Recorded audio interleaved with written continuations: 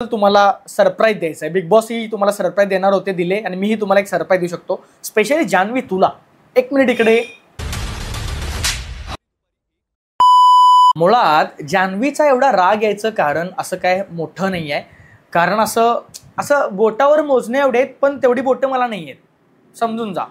भरपूर म्हणजे भरपूर गोष्टी आहेत की जान्हवी एवढी मराठमोळी मुलगी, एवढा आपल्या मराठी सिरियल मधील खलनायिकेची भूमिका करून वरती गेलेली, ती देखील आज पब्लिकला आवडत नाहीये, सिरियसली आवडत नाहीये।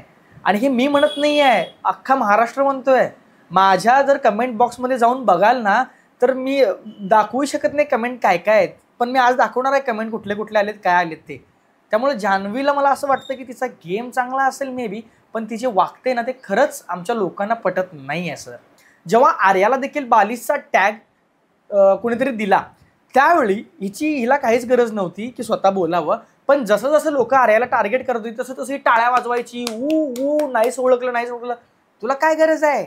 स्वतः तू किती मूर्ख आहेस हे आधी बघायला पाहिजे असं मला वाटतं। कारण ज्यावेळी वर्षाताईंनी जेव्हा टॅग हिला दिला, जान्हवीला दिला की तू निक्कीच्या मैत्रीमुळं तू मूर्ख आहेस, तू निक्कीच्या मैत्रीमुळं बेडवरनं खाली झोपायला आली आणि माझी प्रॉब्लेम वाढवली, तेव्हा रिप्लायमध्ये ही काय बोलली जान्हवी की या कारणासाठी जर तुम्ही मला टॅग दिला असेल तर ते मी मान्य करते, बिकॉज मला तिची मैत्री जपायची आहे, मी तिच्यासोबत मैत्री जपले, अशी क्रॉस करून बोलते। काय गरज आहे क्रॉस करून बोलायची? समोर स्ट्रेट उभारून बोल ना। ती बोलते की नाही माझं असं काय नव्हतंच, त्यामुळं मला तुमचं मिसअंडरस्टँडिंग झाले। तेव्हा रितेश सर देखील रिप्लायमध्ये बोलतात की तू तर स्वतः कबूल केले ना डीपी समोर, अभिजित समोर, म्हणून तर अभिजित आणि डीपीने तुला सुनावलं होतं की तू अख्ख्या महाराष्ट्राच्या स्टारला रस्त्यात झोपायला लावली, आठवलं का काहीतरी?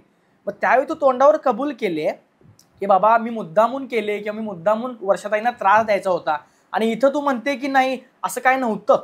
ह्याला म्हणतात डबल ढोलकी। आणि जान्हवी तुझ्याबद्दल मला खरंच एक गोष्ट बोलायचं आहे। तुझं कसं झालंय माहितीये का, बोलायचं नाही काहीच आणि दाखवायचं 100।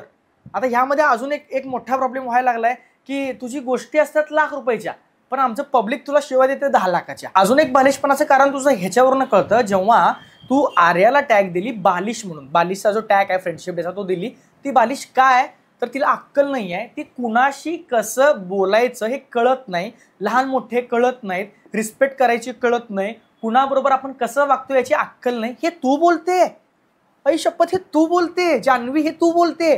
तू स्वतः वर्षा मॅडमांचा जो त्रास वाढवला, मुद्दाम म्हणजे त्यांना त्रास दिली, तू तीच मुलगी आहे आणि तूच बोलते हे की कळत नाही म्हणून ती बालिश आहे।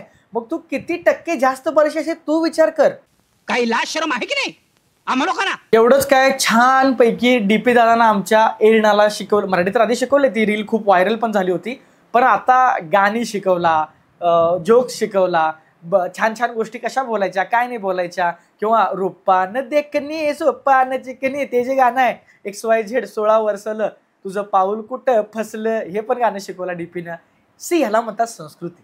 आम्ही जर समोरच्या माणसाला काहीतरी शिकवायचा प्रयत्न करतोय ना, तर त्याच्यामध्ये आमचा 1% तर मग पण गर्व नसतोय, किंवा आमचा जो मूर्खपणा आहे, बालिशपणा आहे, तो कधीच तिथे येत नाही। आम्ही असेन मूर्ख, आम्ही असेन बालिश, पण आम्ही मैत्रीमध्ये कधीच अशा गोष्टी करत नाही। जर आम्ही एखाद्याला जवळचं मानलं ना तर मानलं, आम्ही त्याच्याबद्दल, तो जरी शत्रू जरी असला तरी पण त्याच्याबरोबर आम्ही प्रेमानंच वागायचं ट्राय करतोय। आम्ही कोल्हापूरकर आहे, जर तो तरी पण जर क्रॉसमध्ये चालला तर मग लावलं तो व्हिडिओ असतो, दुसरा काय विषय नसतोय।